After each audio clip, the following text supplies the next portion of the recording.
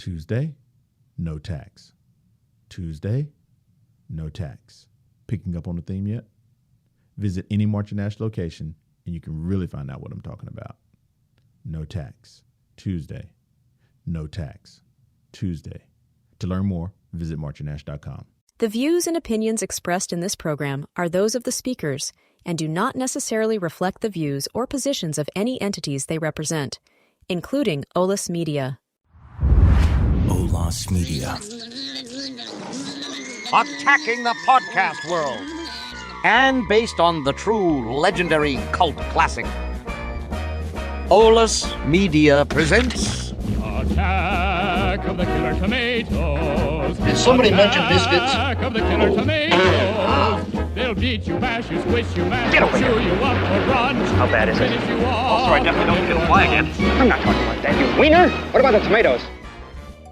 Cinephiles, get ready for another saucy episode. It's the Attack of the Killer Tomatoes podcast. Our guest, Gordon Goodwin, here to spill the seeds on creating the soundtrack to our beloved tomato-tastic cult classic. Here to serve up all the stories is your host, Costa Dillon. Hi, this is Costa Dillon, your host for the Killer Tomato podcast. And today I am so pleased to have with us Gordon Goodwin, one of the two composers for the original Attack of the Killer Tomatoes soundtrack, a multi-Grammy, multi-Emmy award-winning artist, of which I cannot claim we have myself any of those. I don't think I've even watched the Grammys. But we're certainly Gordon fits the mold, just like George Clooney. We find these talents and we bring them up, and then they surpass everything. George got our start. Yep, that's right. So, well, let's talk about that, Gordon. Well, first, let me say thanks for being here. Go ahead. Of course, I can't even. Well, there's a couple things I can't believe. I can't believe you hired me in the first place back in those days, because I had no idea what I was doing. But, I did. I was smart enough to know the axiom of Hollywood, just to say yes and figure it out as you go. I knew that much, which is pretty much what I did. But the other thing is that I can't believe it's been as long as it has since we took that journey. I mean, I don't even want to think about how many years it's been, but no, we're not going to count the brand is persevering. That's for damn sure. Isn't it amazing? Isn't it amazing? It really is. Let's talk about that. You were a student at Cal State Northridge when we hired you, and I can remember visiting you in the dorm, but I don't know how we ever got connected with you in the first place. How did that happen? I was living off campus, actually, in a house, and I had like, I think, 2 or 3 roommates, and one of them was John DeBello's brother, Jerry, who was a clarinet player, and he brought it up at dinner, and dinner for us was hamburger helper or something, pretty modest, or ramen, stuff like that you eat when you're in college. Yeah. And so we're eating our ramen or whatever, and he goes, "Oh, by the way, my brother wanted me to ask if you wanted to score. He's got this movie. When do you want to do the music?" And I, of course, the answer was, of course. We didn't know who his brother was. We didn't know anything about the movie, but it was Paul Sunford who co-composed the score, and Jerry and I were the 3 guys that were renting the house. So Paul and I just dove in and said absolutely. And of course, Paul's also from San Diego, where the whole the production company was based. So I was just about to graduate from college, and man, at that point I thought, this is it, baby. Here I go. I'm not even out of school. The first film's on my doorstep. And but it was I learned so much from the whole. It was the first time I was ever in a recording studio. I remember the engineer that we hired was looking at me like, "Oh, this kid is in over his head." He was just and we hired. I knew a lot of good musicians. I knew horn players especially, but I didn't know a lot of good string players, and we needed we had a modest string section, but we put them to work because we were writing kind of Star Wars kind of stuff, kind of action music with a lot of violinistic activity. Mm-hmm. And it's easy. That's just easier to do when you've got 40 string players. I think we might have had 10 or 12. So I remember the string players looking at me like, we hate you, at the recording session, because I remember they had to play a figure. Now, normally, now, in my wise years, I would give them a little break. I'd go, and then have somebody else go, and then I have them pick it back up. Those are tricks you learn because you're dealing with human beings who have to be able to make their muscles, operate the bow in a certain way. But I am so ignorant about that. And so anyway, so Paul and I just dove in and figured it out. And I will remind you that this was the pre-VCR days. Yes. We saw the movie one time. I don't think you were there, but I think... No, I wasn't at that screening. I saw it with John. We went to Glen Sound in Hollywood. And I watched the movie a single time. And then after that, John gave me these notes of every scene. And basically, it was like tomato advances on woman.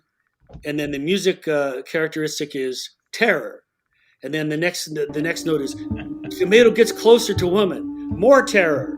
And then tomato is almost upon women, incredible screaming terror. So that was and so from those notes, and he had timing. He had 6 seconds of this, and 5.5 seconds of this. So I just had to picture it in my head from what I remembered, and it's a miracle it even worked at all, frankly.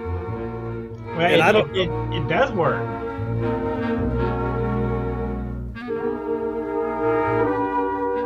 So, I forgot Jerry DeBello was a student there. He went on to, I think, play for the Air Force Band, actually. That's right. That's right. He was a good little player. So I appreciate the fact you said you didn't know what you're doing, because little did you know, none of us knew what we were doing. Well, how did you get the movie funded? Where'd the money come from? We went to friends and relatives, basically.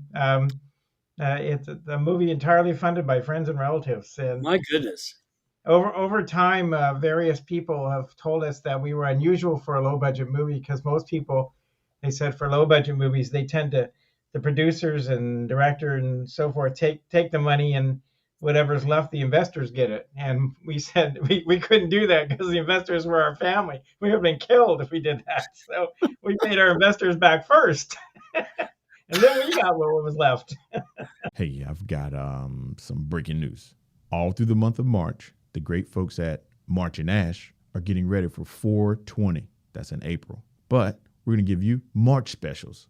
Just go in store or online and receive discounts off your favorite brands. Take a quick break, visit marchandash.com right now, and enjoy responsibly. So how long did it take for the money to come in? I seem to remember that it was maybe 3 to 4 years, and all of a sudden a check showed up. Oh, well, I don't know. So much of the movie was sold off to here and there and everywhere. Disney owned it for a while, and I can't remember the other companies that owned some piece of it for a while. And we have all the rights back now. One of the reasons we're looking at possibly another entry in the Killer Tomato series, because we now have the ability to use everything that we didn't have before, because everything finally came back to us. All those pieces get lost, but you're right. I got like 5 or 6 years ago, somebody from the Writers Guild found me somehow, I don't know how, and said, we're holding a residual check for you from European showings, and we're going to send you a check. And it's like, wow, how about that? I don't even belong to the Writers Guild. So you never know. It's interesting because some of the naivete that we had in those days that I think informed our efforts, ironically, made the film appealing in its way. Like the kind of special effects that you used, and I don't paper mache tomatoes or whatever it was, Right. All that stuff, I think added to its charm in an interesting way. In the same way, how the music, when I listen to it, it sounds like a little bit off. Like, okay, there's somebody who knows what he's doing, but it's like something about it is wherever the strings a little bit out of tune, or the recording maybe not quite as pristine as it could be, or any of that stuff. When you take it as in its totality, that kind of makes it why it's appealing to people.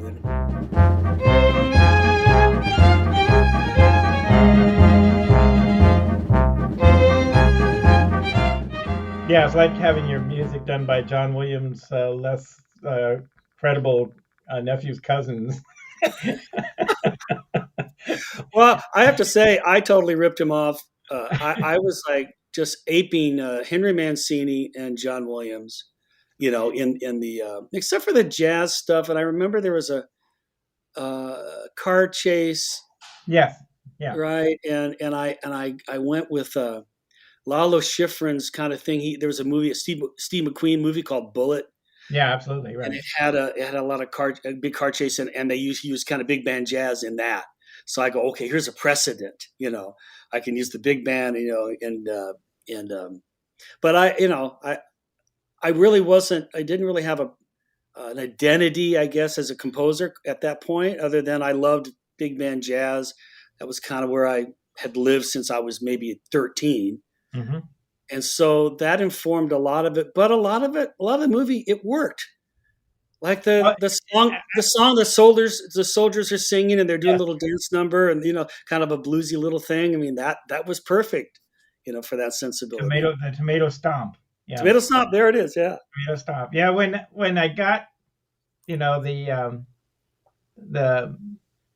after you lay down the tracks, that's when John and me sat down and wrote the lyrics for the songs that had lyrics, and it was actually pretty easy to do because I didn't find I had to strain too much to find lyrics that would fit within the music you'd written, which was nice. But you are right about the people often comment for such a low budget movie. The things they notice are that it looks good, and that's because we shot it on negative film, which was unusual for low-budget movies at that time.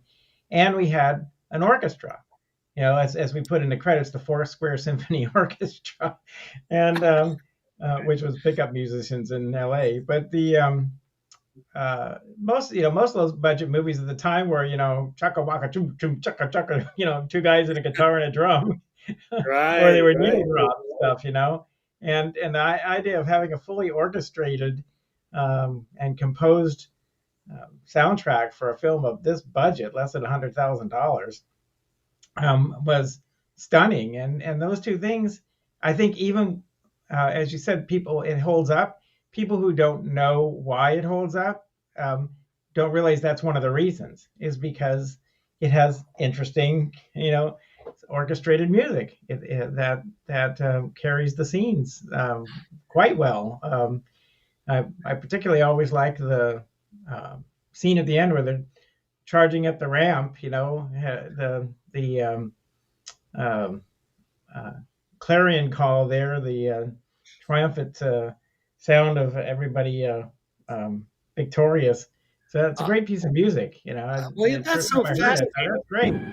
And I couldn't have sung it to you if my life depended upon it. But as you talk about it, it started to take formation in my head, and I remember feeling that same thing when you're scoring and when the music really sits and enhances what you see visually. It's a precious feeling, and when you get it right.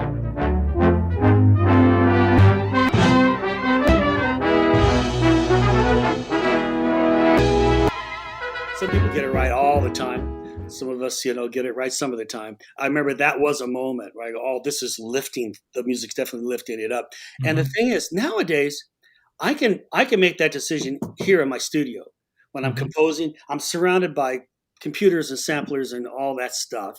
So I can do these mock-ups and I can feel the emotion and I can see that it's working. Whereas I was at my parents' house on the piano that I learned how to play when I was a kindergarten kid, upright piano. And I remember writing some music at that piano. And then my friends wanted to go to the Pudding Stone Lake in San Dimas. I said, all right, I'll go with you guys. But I brought my score paper and I'm sitting on a beach chair and I'm orchestrating Killer Tomatoes at Pudding Stone Lake. Because I go, well, I didn't want to give up my summer with my friends, but the connection that I can have with the picture now with this technology, I didn't have. I guess I could have rented a moviola, but I don't know if we didn't have the money to even do that. No, we did not. We did not. So I tell you what, I found, and I know we're not, it's not a video podcast, but I found this stopwatch. It's a Heuer old school stopwatch, and this is what I used to time out the cues at my piano. And I remember I called a friend of mine whose name was Alf Clausen, who for about 23 years did the music on the Simpsons TV show. And I said, Alf, I don't know how do I figure out how to do the stopwatch? He goes, all right, here's what you do. And he gave me about maybe 6 bullet points of how to use the stopwatch in order to, hit my spots. And also to figure out the metronome, the BPM, because we needed to set a metronome, and so it was really old school, but I don't think we even used a scratch track. I mean, no. That would have been too sophisticated for us at the time.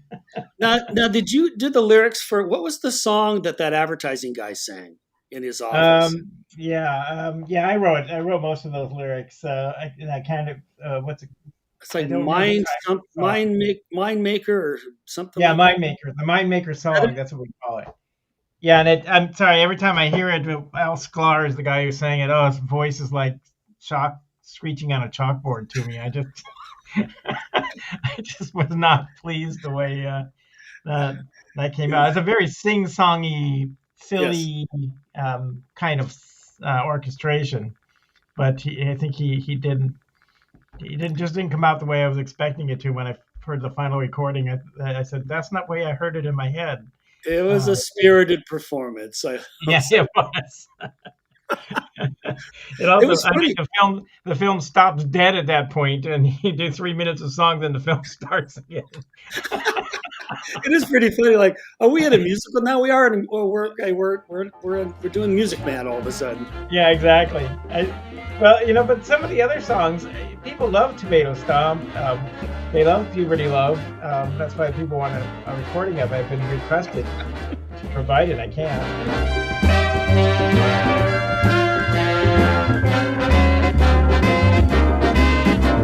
And the love theme from Attack of the Killer Tomatoes, which just that title alone is worth the price. The title is all you need.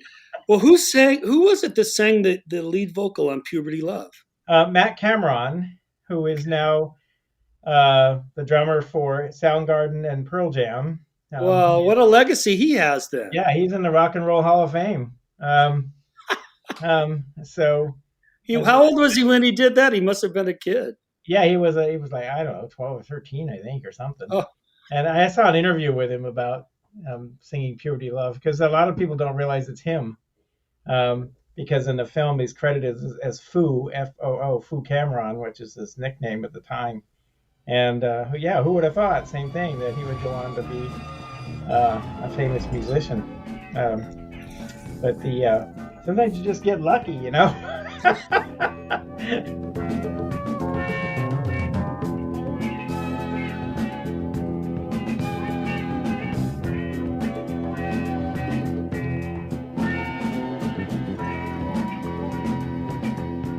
You and Paul became, Paul's a musician still, and you're a composer and musician and have your own band, and lots of people get a degree in music and that's the end of that. They don't have any future in music. All right. It's a real lottery win if you can carve out a career. Mm-hmm. The business has been kind of on fragile ground for a long time, truthfully. Mm-hmm. And so, you have to be versatile and you have to be able to adapt. I mean, I adapted when I started writing music out of college. It was with a pencil and a piano and a piece of paper. And then all of a sudden I had to retool. Right. And learn how to use a computer and learn how to, record and mix and edit. All separate disciplines on their own. People that I would hire people to do all those jobs. Now all of a sudden I'm doing all of it. Wow. And I used to feel resentful about it. Like in the 90s, I was working at Warner Brothers for Spielberg had these animation shows he did. Pinky and the Brain and Animaniacs and Sylvester and Tweety, all that kind of Warner Brothers style stuff. Yep. And I was one of about 6 composers doing those shows. It was great. We had a 40-piece orchestra. We were winning Emmys and getting money. It was so great. And then so that ended about 1999. And then in 2004, I think, they called me back to see if I could do this Tom and Jerry series. And I was excited to do that. But as I'm having my initial meeting, I'm realizing that all the money they spent in 1995 on 40 musicians and 2 music editors and 4 copyists and a recording engineer and all those people, all that money's gone, and they're paying me $10,000 to write one episode, per episode. But I have to do everything. I got to write the music. I have to orchestrate it. I have to record it. I have to mix it. I have to edit it. I'm doing all of those jobs. And I can tell you what, those 50, 60 people in 1995 earned a lot more than $10,000. Yeah, of course. Right. But the industry model had changed. And so here I am doing all those jobs. There's no way I can be as good of a recording engineer as a professional. Mm-hmm. But it turned out that it didn't really matter. It was television, as long as I got it so it wasn't distorted, and they didn't care. Yeah. So that can be disillusioning, as and not all facets of the industry have slipped kind of in that regard. And of course, there's a lot of great television now, a bit of a resurgence when it comes to that. Although the money hasn't exactly rebounded as much as some of us would hope. Right. But over the arc of a career, it's really interesting to watch the ups and downs of how it goes. And I think about people that I knew in college that I thought, oh man, this guy's going to own this town. Mm-hmm. And then for whatever reason, just their own drive or whatever circumstances, they just went another way. Coming next month on 4/20, March and Ash is collaborating with Chiba Hut for an exclusive 4/20 event. On Saturday, 4/20. Stop by the March and Ash booth and receive your Scratcher Store discounts and $1 pre-rolls.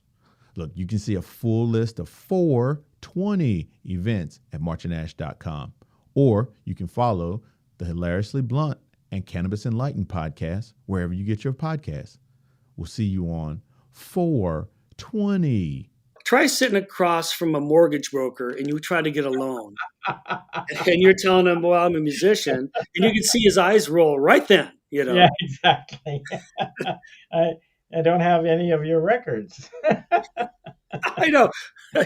Well, exactly. So, but I've been one of the lucky ones for absolutely sure. Now, when I think about Paul, I mean, when I heard his music for the film, I thought his cues were better than mine in a couple of regards, because I thought that they called a little bit less attention to themselves than mine did. Mm-hmm. So the cue you mentioned, where they're charging, up the ramp at San Diego Stadium, and the music's heroic. Now that's a moment where it's okay for the music to be assertive and like a character in the movie, but there are other scenes where the music has to just be supportive. It kind of has to be wallpaper. It has to be subtextual. Right. And I hadn't really learned how to do that very well yet. But Paul, he had an instinctive understanding of it. He would write these, and they were interesting. They were kind of a little more dissonant, mysterious than mine, And I remember we ran out of time. There was a scene in a hotel room, and Steve is chasing heroin around the room or something. Right. And Paul, we didn't have time to record the cue. We just ran out of time. We had no more money. And Paul goes, we didn't get to record the cue where what's his name chases what's her name around the room, And I said, well, I don't know what to tell you. In those days, we couldn't even mock it up on a synthesizer. We just had, I don't know what you did, if you left the music out or if you just, it looks good. That scene's great. Without music. No, it has music. So maybe they repurposed something else. I guess so, because there is music in the scene and it works fine. Well, there you go. You never know, right? But I remember how disappointed Paul was that he didn't get his cue done, and I don't blame him. I'm sure it would have been great. But how? Let me ask you, how did that work then? Did you collaborate on the same song, or did you trade off who was going to do which scenes, or how did that work? Yeah, we went through the notes that John gave us, and he had it broken down, by scene, and then we kind of went and Paul, I think he did say, look, you'd be better at this than me.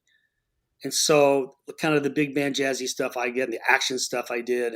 And he tended to do things that were a little more dialogue, heavy, and it just needed a little support. He did a lot of that stuff. And, but he was in San Diego. I was in LA, it wasn't like we were meeting every day. And I think I might've given him a theme that I wrote. I'm trying to reach back, man, and remember.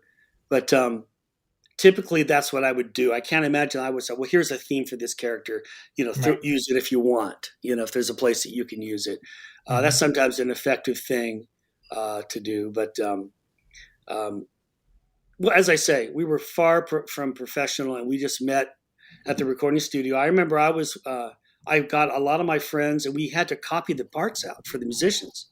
We didn't have money for a copyist, so we probably had 6 of us at my house 2 or 3 nights before the session, and we're all just copying music out, we barely made it to the downbeat. We were up all night, and little did I know that was not atypical. Much of the time, yeah, exactly, yeah. You're up all night before a session, to get things done. It's amazing how much stuff, that you don't want the audience to know some things and how things get done.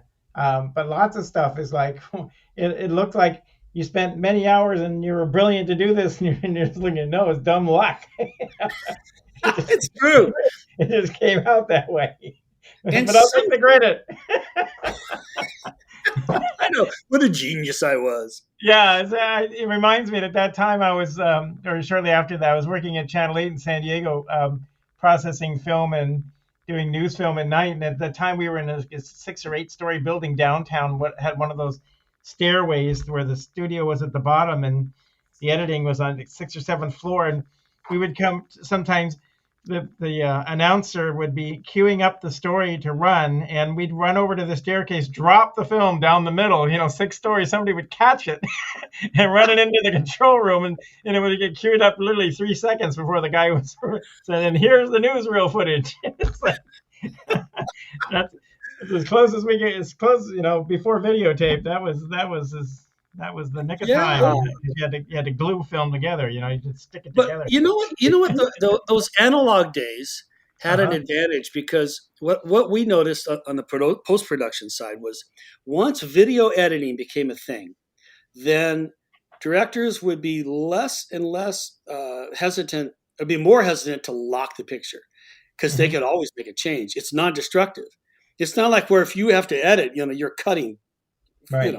Cutting tape, right? Whereas now with digital, you go undo. Let's try this.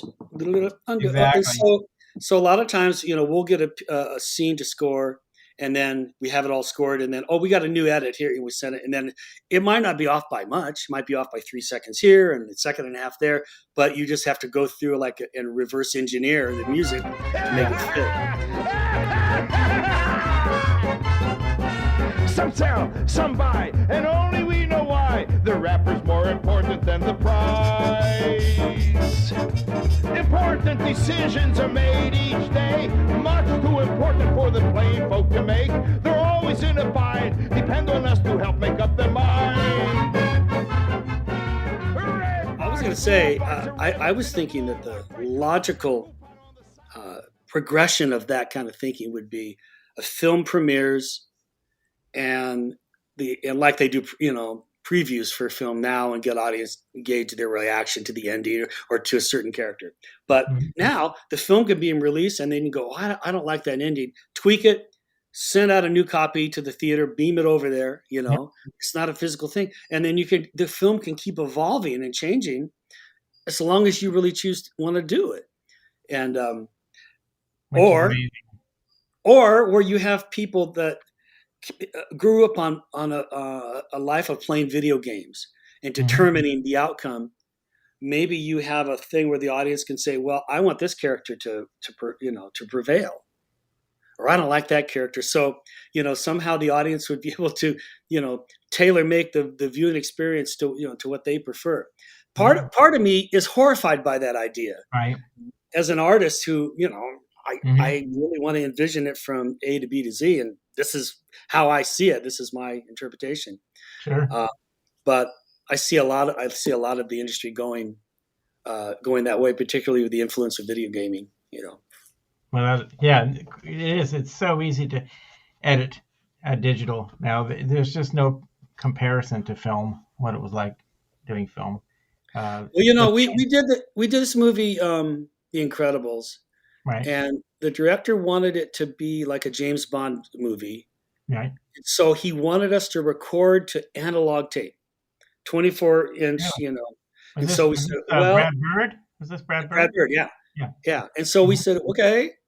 And so, we decided to run Pro Tools as a backup. But recording to tape is a whole different thing. And like if we want to punch in the middle of it, like if there's a few bars that just need to be corrected as opposed to playing the whole thing again, we can just kind of drop in on those 2 bars and get those right. But on tape, you hear the punch. You need to have some silence before you can punch in on the machine and record a new segment. And then you have to have a little bit of silence on the back end to get out. Right. So it's a lot more complicated to do that kind of thing. And we found ourselves, and this was in 2004, we were doing that film, and we were found ourselves feeling like we were back in the late 80s or something, trying to deal with that older technology. Now, there's no doubt that analog stuff sounds really good. It's like interacts with the human body in a different way, than digital does. I definitely acknowledge that. Well, the soundtrack to The Incredibles is one of my favorites. Every time I see it, it's just the music really carries that film, in my opinion. It just thank you. Was the right kind of music. Well, that was Brad Bird, who was not afraid to have the music be a personality along with the other characters in the film. He liked the fact. Whereas now, a lot of times, younger directors feel that music, if you could hear it or perceive it, like if you hear melodies, that it takes you out of the action. It takes you out of the story. Yeah. So they'd rather have music be, kind of tone painting, and just kind of sound designy, as opposed to like a John Williams kind of melody that you could hum and sing. It's just a matter of opinion, I suppose. But why don't you talk a little bit about your band? Yeah. Go ahead. That happened. I was 40 years old when I decided to do it. And I was on stage conducting an orchestra at Warner Brothers, and I had an epiphany, and I remember thinking, Gordo, is this it for you? Because I would go to Warner Brothers and I'd write what they would want me to write, know. and then I'd go to Disney and I'd write what they would want me to write. And I thought, is this my life? I mean, it's a noble profession, but am I ever, maybe I should plant my flag. And if I do, what is it? And I decided that maybe I had more road behind me than ahead of me at age 40. I wasn't, who knows, right? But so I went home that night and I wrote a piece for a big band. I went back to my 13-year-old self that fell in love with Count Basie Orchestra, and I wrote a piece like that. And I pretty much every night from 10 o'clock to about 1 a.m, and it was hard because I had young kids, and I had to get up at 6 to get them to school, and then a long day of work on Animaniacs, whatever. But I just started to write that music again, and then 6 months later, I called a lot of my friends and we went in the studio and recorded it. And I still didn't want to lead a band. I didn't know that I had the energy to do it or that they would follow me. I really didn't know if they would, because all the friends they make a lot of money playing in studios. Could I get them to do a jazz gig? I'd pay them like $50 or something, would they even do that? Right. And, but then I lucked into a record deal with a company and got a couple opportunities. So the first gig we ever did was at Cal State Northridge. I don't know how I think the jazz band director there asked if I wanted to come play and open for their band or something. And then I got on stage and I remembered that feeling of on stage where you play, the music goes out to the audience accepts it and then gives their enthusiasm back to you. And, that interchange that doesn't happen in a recording studio. No, right. Totally different. And right. And so I remember thinking, that's it. That's why I started doing this. So, and so little by little, it started to become more of what I would spend my time with, and it brought balance into my life. It really was a one area where I could just write what I felt was appropriate. If I'm a composer for a film or for a project like that, I got to be a businessman, and if I have a director saying it needs to be this, my job is to go, you're absolutely right. Let's do that. There you go. Even if it offends me at my deepest level, I can't do it. I have to be smart about it. I have to be a music business for hire. Well, that's what, when I was a kid, when you went to Disneyland, you could still see Count Basie and Vaughn Monroe and Duke Ellington and all these bands played there for free once you paid the $8 to get in. And that's where I got to like that kind of music because my mother introduced me to it, and it's like, hey, it's Duke Ellington. And now so many people don't get to hear big band kind of music. It's just not that, live. They don't get to hear it live with a band. So I think it is fantastic that the Big Fat Band is able to bring music, that kind of music, to so many people who might not have heard it before. We played a gig at the Carnation Plaza Gardens. We did play there twice. And I'm up on that stage and I was just freaking out because I went to Disneyland every night in the summer to hear Basie and Buddy Rich and, Woody Herman and those bands. And I was just like, oh my God, I sat right there on the floor to watch these bands night after night. And and I told the audience, I said, you got to give me a minute because I am just flipping out that I went from sitting there to standing up here. And but I think you're so right that seeing is believing with this kind of music, because the difference between hearing music live and listening on your phone is night and day. Absolutely. You feel the air coming back at you, hit you in the chest. Yes, there's a physical feeling of live music that's not the same. You're right. You can feel the vibration that's not the same coming out of a speaker. Exactly right. And that's what gives us hope, because a lot of our demographic for this band has always been high school kids. Really? Middle school, high school, and college kids that are playing this music. They're band geeks. That's who they are. But they're playing this music, and they're living this music. And I think the value of it goes beyond that we need more jazz musicians, or we need more jazz fans. I think it goes deeper. I think that your understanding of music, of content, like jazz and classical music and film music, some forms, leads to more empathy as a human being. Oh. And that's what we need more than anything in our world today. Is, we need to have empathy, and we need to have ability to kind of see the gray area in life and look between the lines. And I think music helps give you that perception. That's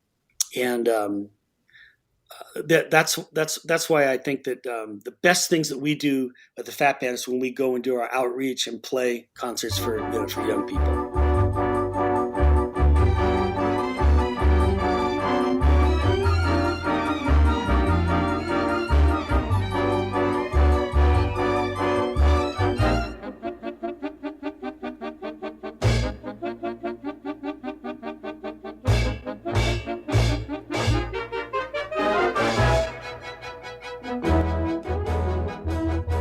When I was a kid, the first time I heard an orchestra was on a Bugs Bunny cartoon, right?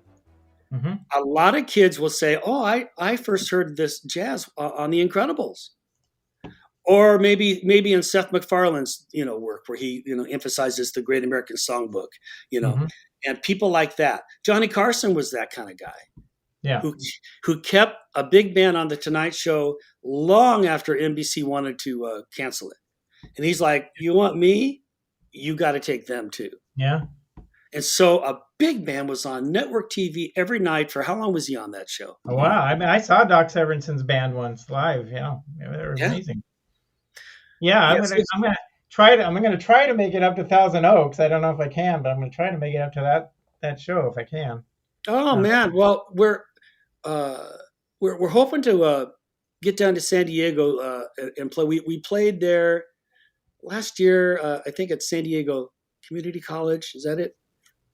But I have my radio show on KSDS, which is based in San Diego, and I do that every week. And that's also been a rejuvenating thing for me because it reminds me of my college days when we would go to Tower Records every Friday and we'd buy, 10 albums and go home and just, absorb them. And then as you get older, you just kind of, I got my music, I got music I like, or I'm too busy. Whereas now with this radio show, I proactively seek out, the young guys and try to find, music that I haven't heard before. And it's really been invigorating for me, for my own creative, output, to hear these new sounds and rejuvenate kind of what my intentions are. Nice. It's nice. Well, I appreciate you having you on the show or on the podcast here, Gordon. Anything else you want to add before we? The only thing I would say is that if we can do another one, you got to get Clooney. There's no way. He doesn't. Somehow he's never invited me once to his villa in Italy. I don't know what. Oh man, well, he probably lost your contact info. I'm sure that must be it. Well, he might be at the stage of his life where he might want to revisit, the early days. Yeah. So. Yeah, I see a lot of big stars doing TV commercials. They must need some money. He does TV commercials. What am I saying? So I think he's been known to do a couple. Yeah. There are worse people in this town than George, that's for sure. But that's true. People often ask me, because if you search George Clooney and Killer Tomatoes, the photo that pops up in your Google search is the scene with George and me in the pizza place, and they'll ask me, what was George like? And you know what? He is a nice guy. He really was.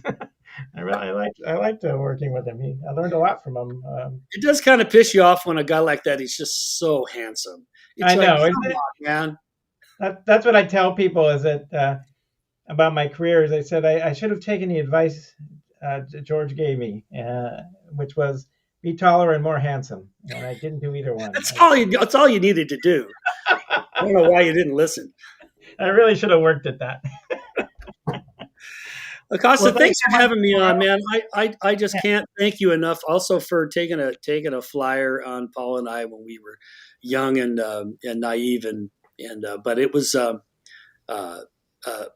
unforgettable experience for me, and I don't run into very many people that don't bring it up. Well, that's great. As part of it. And you got a Grammy nomination for orchestrating the theme song, which John did. I know. How about that? Yeah.